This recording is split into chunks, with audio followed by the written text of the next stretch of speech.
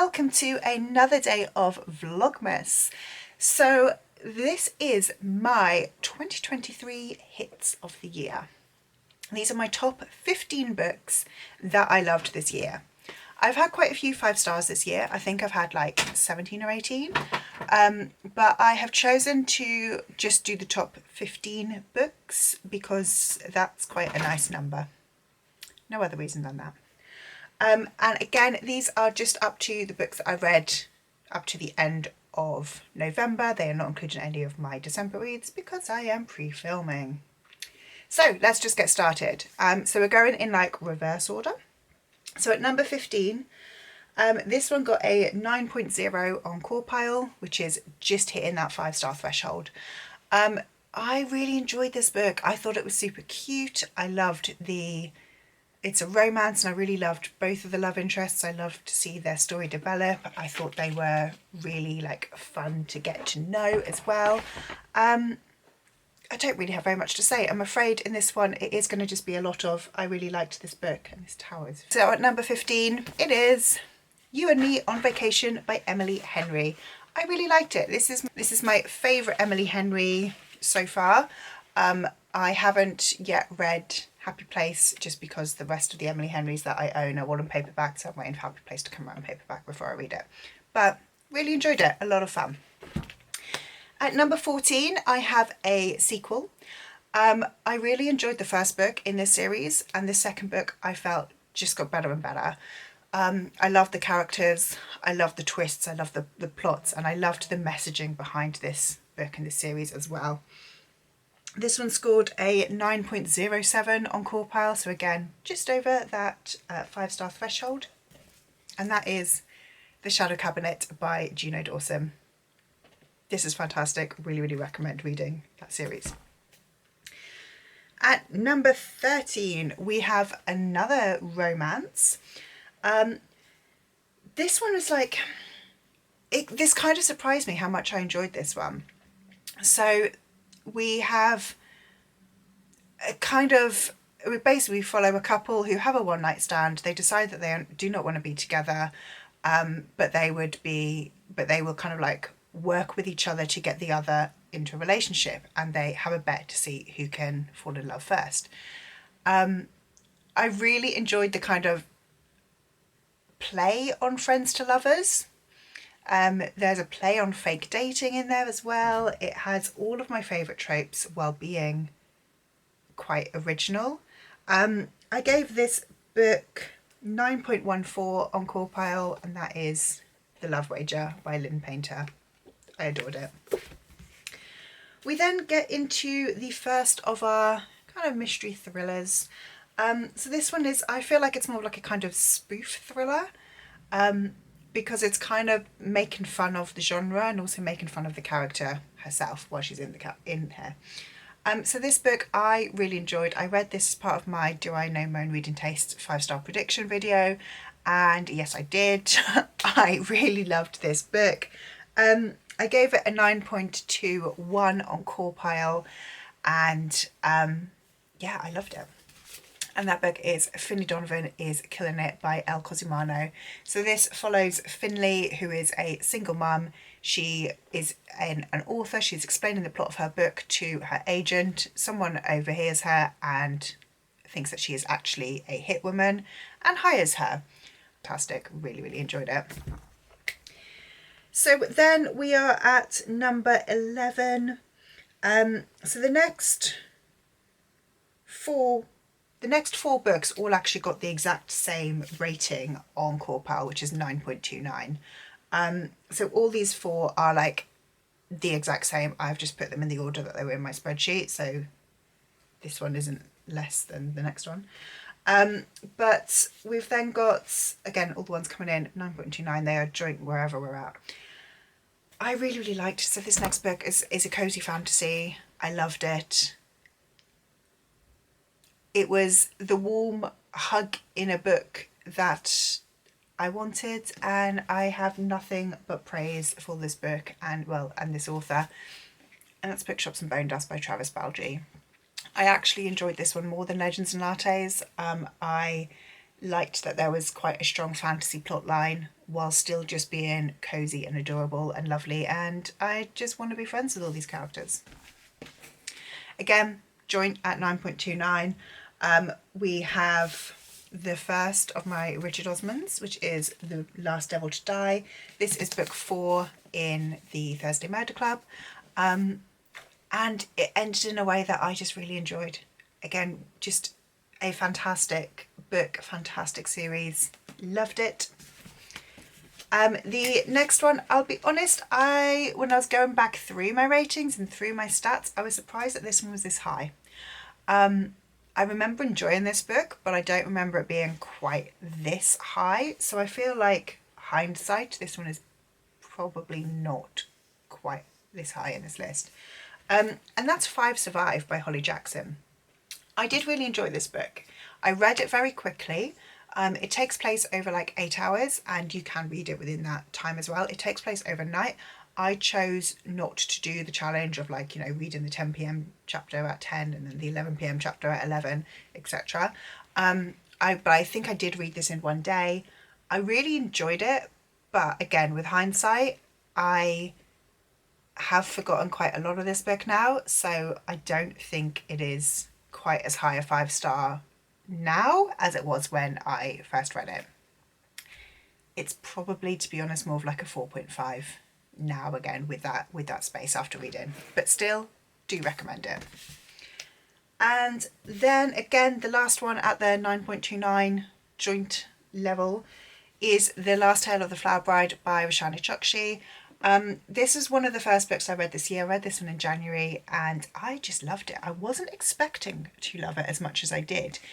It's got very flowery, very like purple prose, which normally I don't like flowery writing. Normally I like a little bit more kind of substance to my books, but I really connected to this one.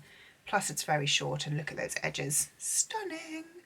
But yeah, really loved this one. It's very kind of whimsical, fairy tale-esque, and I just genuinely enjoyed it. So we are then up to number 7 in my list, and we are at a 9.36 out of 10 on Core and we have the second Richard Osman book, which is The Bullet That Missed. This one is book 3 in the Thursday Murder Club series. I loved it. I'm really looking forward to rereading this series as well, because I feel like I read all 4 books as they came out. I want to read them all back to back. I just want to kind of have like a binge of the whole series, because I just think that the characters are amazing. I love them all. But yeah, I gave this one a 9.36 on Core.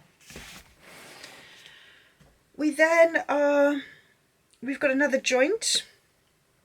So the next 2 books both got a 9.43.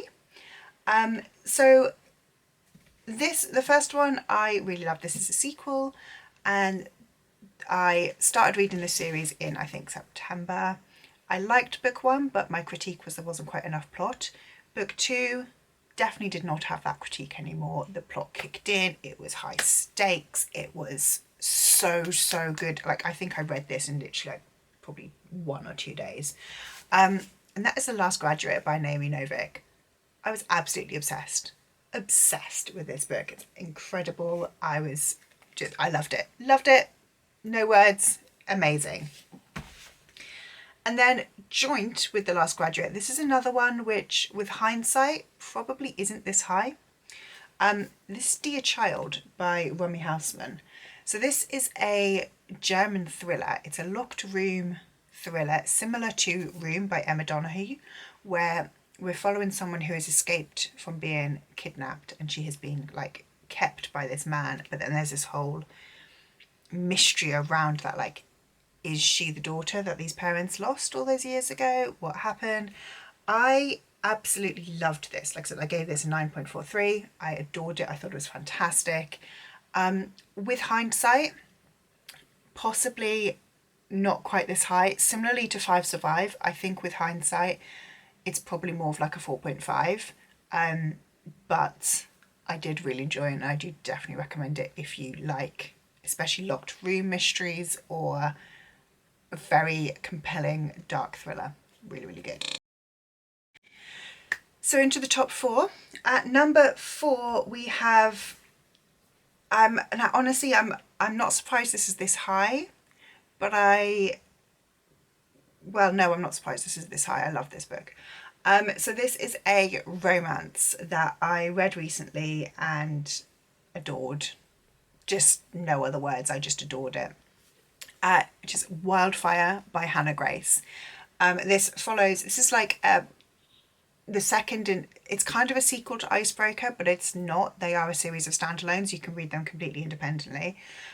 This follows Russ and Aurora. We meet Russ in Icebreaker, which is where the kind of connection is. But he's got now his own book. These two have a one night stand. Then they realise, they kind of both think that the other isn't interested. They both think it's a one night stand, it's fine, nothing's going to happen. They end up being camp counsellors together at this summer camp where one of the rules is no fraternising with each other. Of course, that rule lasts all of 5 minutes. What I love about this book, and what I love about Hannah Grace particularly, is she does communication so well.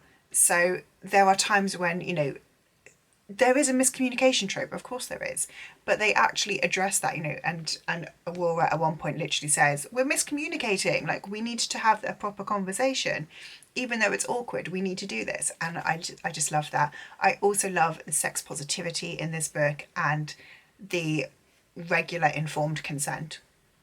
There's in both this book and in Icebreaker as well, there are multiple times when one or other of the characters, usually the male character, but it also has been a female character, who has said something along the lines of, you're drunk, I'm not going to sleep with you. You can't give consent while you're drunk. And I love that. I love that. I love this book so much. So we're now on to my top 3. And my top 3 books all scored the exact same rating. They all scored a 9.64. I am going to kind of tier them. But I loved all 3 of these equally. I'm surprised this one is this high. I didn't think that this would be quite this much of a top tier 5-star read. But that is The Blood of Olympus by Rick Riordan. This is book 5 in the Heroes of Olympus series. I have no words. Absolutely obsessed. The thing with Rick Riordan books is they are so quick to read. I read this book in, I think, like maybe 2 sittings, but I very comfortably read about 300 pages in one sitting because it is so quick to read. They are so gripping. I also really loved with this one, our characters are slightly older. They're all 16, 17-ish, which means that the like romance plot lines don't feel icky. They kind of feel a little bit more natural. The characters' thoughts are feeling that little bit more mature. They're thinking things through. Whereas in the Percy Jackson series, when they're 12, 13, when Percy and Annabeth start being like, I want to be your girlfriend, I want your boyfriend, and it's a bit like, you're a child, no. Ooh. Whereas in here, you know, they're 16, 17, and it's like, you're still a child, but you're a 16-year-old child. Okay, fair. A fantastic end to the series. Yeah, I love it. Really, really good. Next, number 2. It's Fourth Wing by Rebecca Yarros. I adored this book. I kind of knew I would love it because, again, the hype and my friends who have read it, I completely trust their taste and their judgment. And yeah, I wasn't wrong. It was fantastic. The romance in here was 10/10. The dragons were incredible. I really liked the story. I did have some issues with the writing style, but I could look past them because it was so fast-paced, so exciting, that I didn't mind that the writing wasn't necessarily the best and there were quite a lot of info dumps, because again, I could just speed through it. Absolutely amazing. I loved this book. And then finally, my number 1 book of the year. I have already mentioned this author. Can we guess who it is? Drop your guesses down below. That's my guessing noise.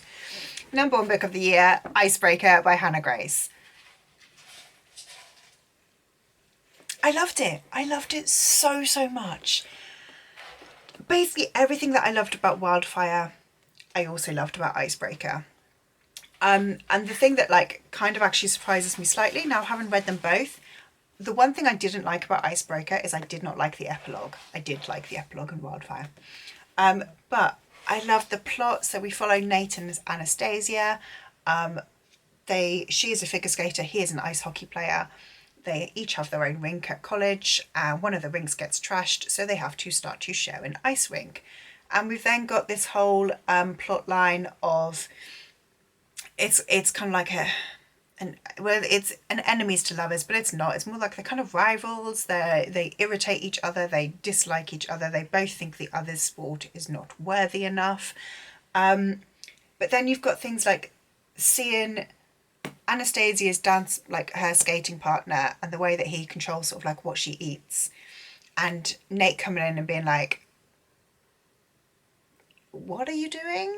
Like, no, that's not okay. Like, you really just coming in and like with kindness, showing her how people have not been kind to her before.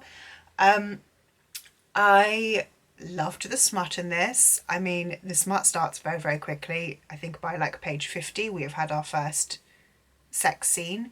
Loved it. Loved it. And also, like with Wildfire, I adored that literally every single time that these characters or anyone in this world like touches each other, there is consent. They ask for consent. They are always discussing contraception. They are always discussing safe sex. And it's just done in a way that is so, so natural and normal.